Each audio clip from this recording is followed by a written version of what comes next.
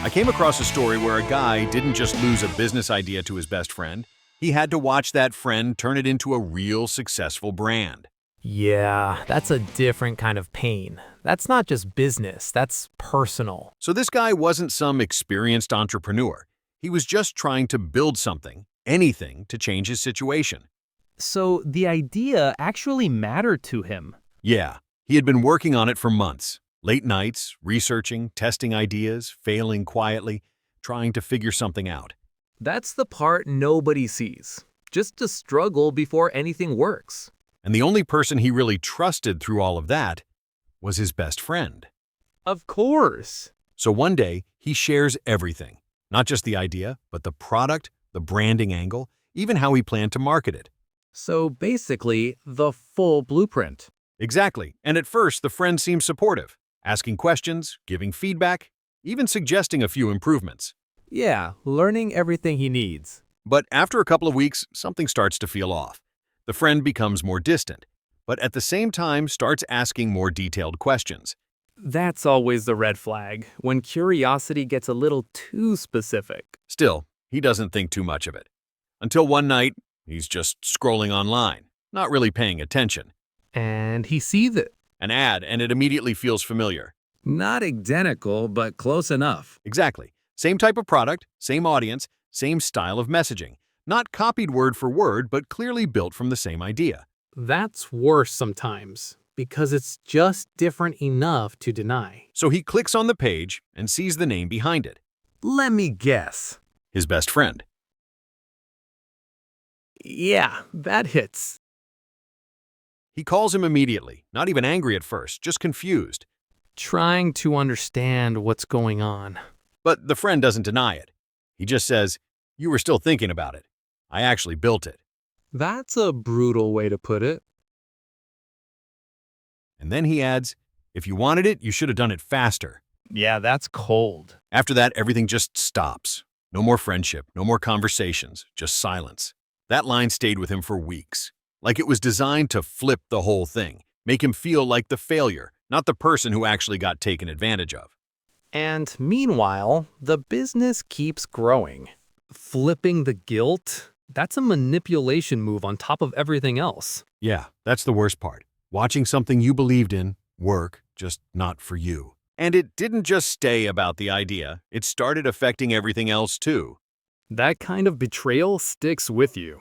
He couldn't focus anymore. Every time he tried to work on something new, it just felt pointless. Like, the motivation's gone. Exactly. And then it got worse. He started seeing his friends' ads everywhere. You can't even escape it. Social media, websites, people sharing it. It felt like a constant reminder that he missed his chance. That's mentally exhausting. He stopped talking to most people, avoided mutual friends, didn't want to hear about it. And it wasn't just that idea anymore. He started second-guessing every new thought he had. Why bother building anything? What if someone just takes it again? Because every conversation leads back to that. That's the deeper damage. It's not just one idea you lose, it's your confidence in your own instincts. And financially, things weren't great either. He was counting on that idea to work, not to get rich, just to move forward. So now there's pressure on top of everything. For a while, he genuinely thought he was done. That's the lowest point right there. But one night, something changed. What happened? Instead of avoiding it, he actually sat down and studied the business his friend built. So he stopped running from it. Yeah, and he started noticing things. Like what? The product was decent, the marketing was working, but the experience wasn't great. Customers weren't staying. Weak retention. That's a big flaw. So instead of complaining, he made a decision.